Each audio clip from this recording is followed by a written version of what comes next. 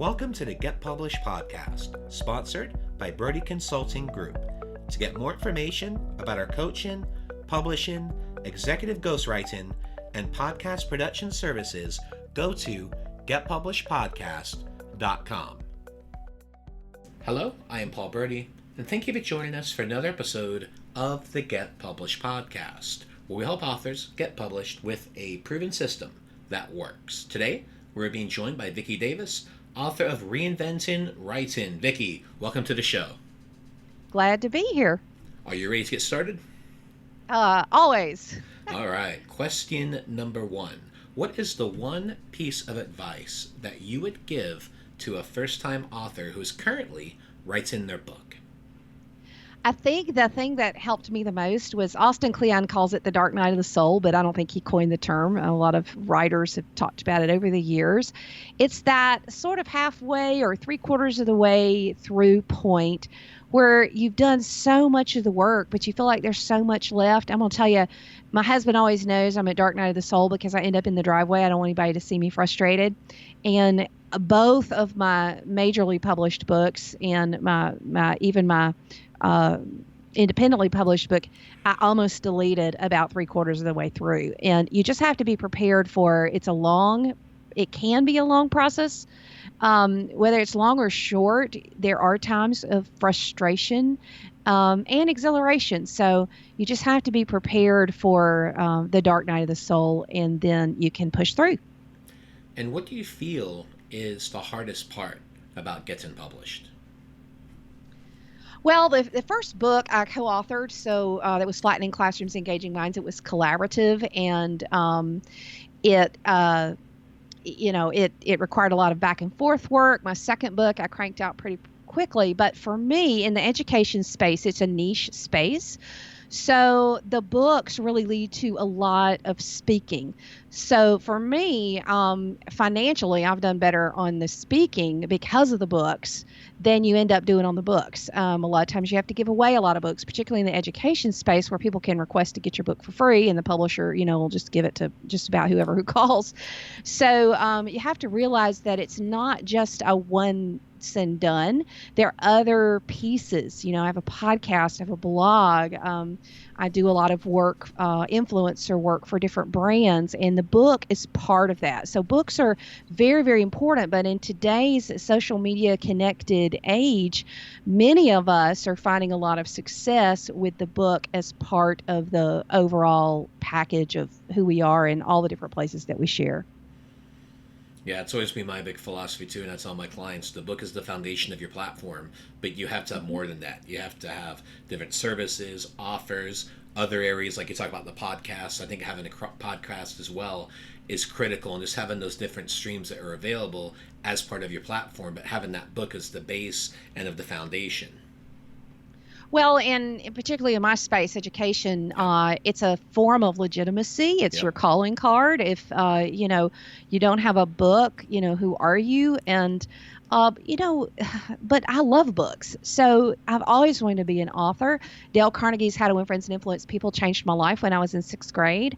And I just, books are beautiful and they're awesome. I have a place of honor in my den for the places where I've, the books I've published. I've already got copies for my children I've written in the front and placed for the next books. Excellent. Well, let's talk about marketing. So please share a marketing strategy that you have used in your book launches that has worked well.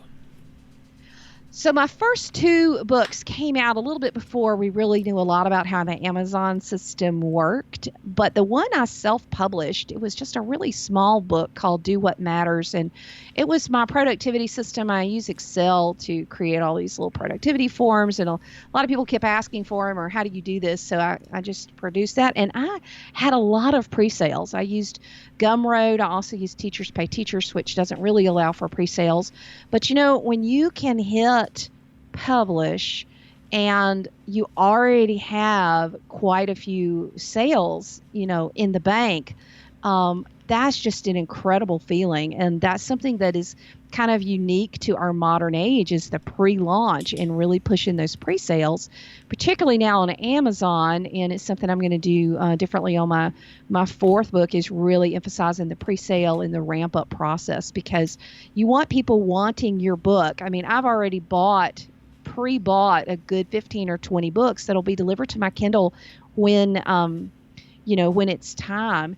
And I think the other thing I'm starting to get into is just realizing the power of voice. And, am I going to voice record my next one, which I likely will.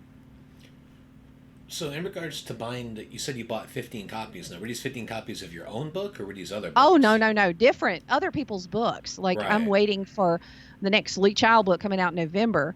So this whole pre-sale model that you can do on Amazon, where people can buy your book, 6 months before the book launches, I think is an important phenomenon that we need to understand, that there is a process, that you have to kind of, you have to wait till the book is, it's going to be done, the title, you have the cover, for copyright issues. So there's just kind of a timing piece there. But once you've got that thing going and in the pipeline, I think it's time to sell. And even while you're writing, it's, get people excited about the project you're working on. So in regards to the pre-launch, so you found that to be a pretty effective method, because we've heard things can go hit or miss with those. Sometimes pre-launch works great. Sometimes it's a disaster. There's an issue with Amazon or something goes on. What has been your experience? Well, for me, I was pre-launching because I was self-publishing the book on Gumroad and Teachers Pay Teachers, and Gumroad allowed for pre-launch. So I used my newsletter. I went ahead and did some pre-sales. I gave some discount on pre-sales and that sort of thing. And, for me, for that particular project, which was a small project, it wasn't a big project, it worked incredibly well, for that. Each person is different. I'm a very social media connected person. I have 162,000 followers on Twitter and, Facebook, and some of those, I have 16,000 on Facebook and 32,000 on Tumblr. So for me, I'm a social media type connected person. And social media, when people see it, they want it. And they're not going to remember in 3 months to go back and buy my book. So I may be a little bit different than somebody who has a different, method of how they kind of share with the world, I guess. But for me, I want people to buy when the thought hits them and be ready to get that product. Well, you mentioned Gumroad. So could you tell our audience a little bit more about that and how Gumroad works? Gumroad is just a place I found where you can sell products. So teachers, a lot of us teachers go on Teachers Pay Teachers, and we sell the products there.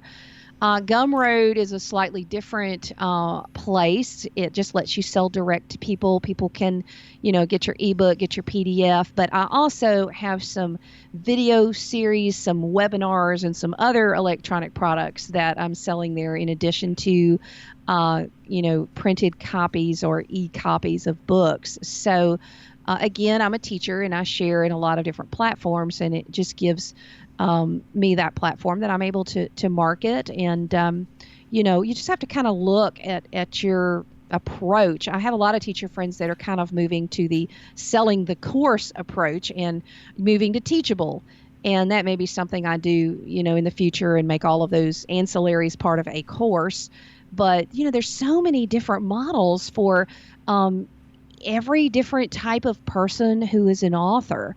And, it's the first work I ever did was a video tutorial series. And yes, it had some writing with it, but it was a tutorial series that I wrote. And then, of course, I recorded. So there's lots of ways to share now that fit with just about anybody who has a message that can change the world. I think the big thing for me, though, is realizing that I have a heart and a mission for teachers. So I love students. I am crazy about teachers, especially those teachers who really want to reach this generation. And that's my passion and my mission. So I'm going to share in ways that can reach and help all of those teachers. Now, does Gumroad still have the name your own price option, or has that changed?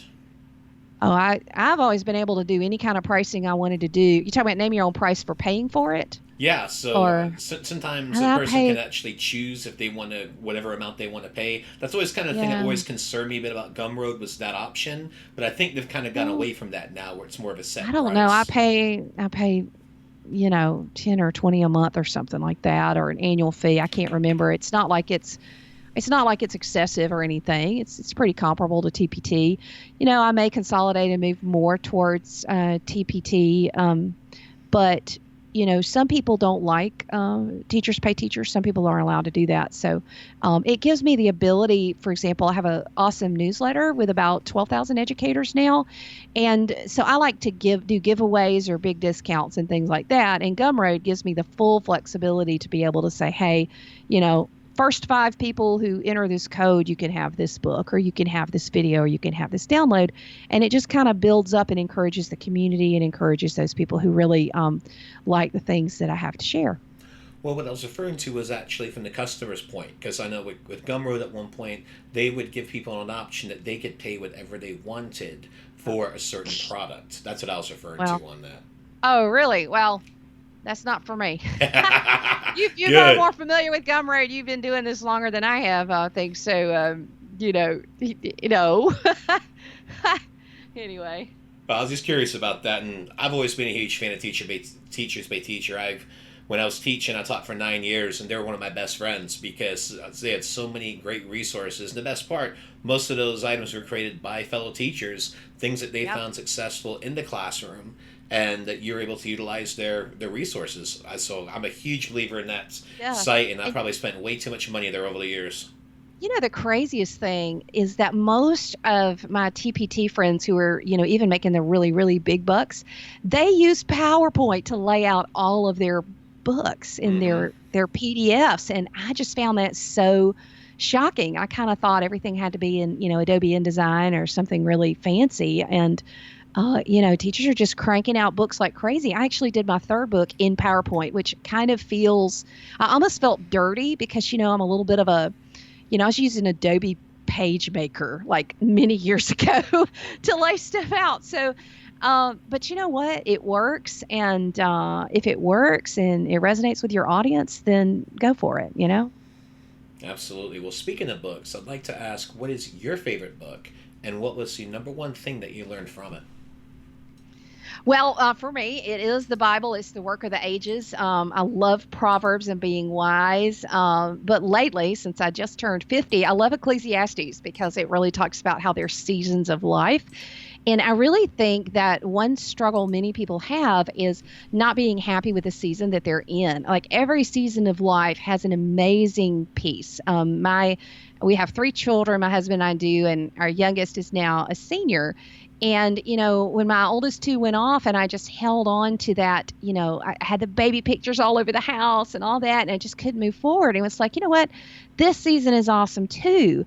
So I just think learning to embrace the season that you're in, kids struggle with it, adults struggle with it, but, and very few people are going to say Ecclesiastes is their favorite book. And it's not my favorite book, but it's just an example of how I find wisdom at the different parts of life that I'm in. And for a final question, what is your favorite quote and why? Okay, it has to be Theodore Roosevelt's Man in the Arena. It's not the critic who counts, not the man who points out how the strong man stumbles or where the doer of deeds could have done them better. The credit belongs to the man who's actually in the arena, whose face is marred by dust and sweat and blood, who strives valiantly, who errs, who comes short again and again, because there is no effort without error and shortcoming, but who does actually strive to do the deed, who knows great enthusiasm, the great devotions, who spends himself in a worthy cause, who at the best knows in the end the triumph of high achievement, and who at the worst, if he fails, at least fails while daring greatly, so that his place shall never be with those cold and timid souls who neither know victory nor defeat. And I think this is really important for authors because, everybody wants to hit the lottery ticket of publishing.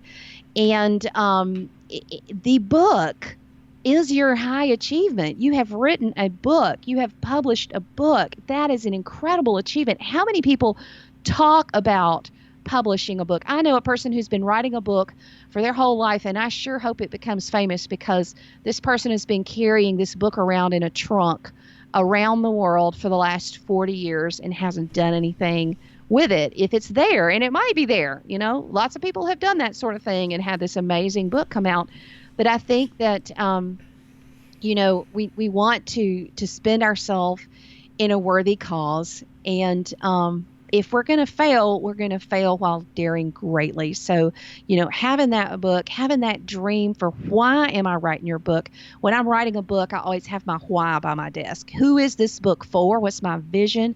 And why am I writing it? And that helps me push through the hard times and helps me remember why I do this and why I share and why I write.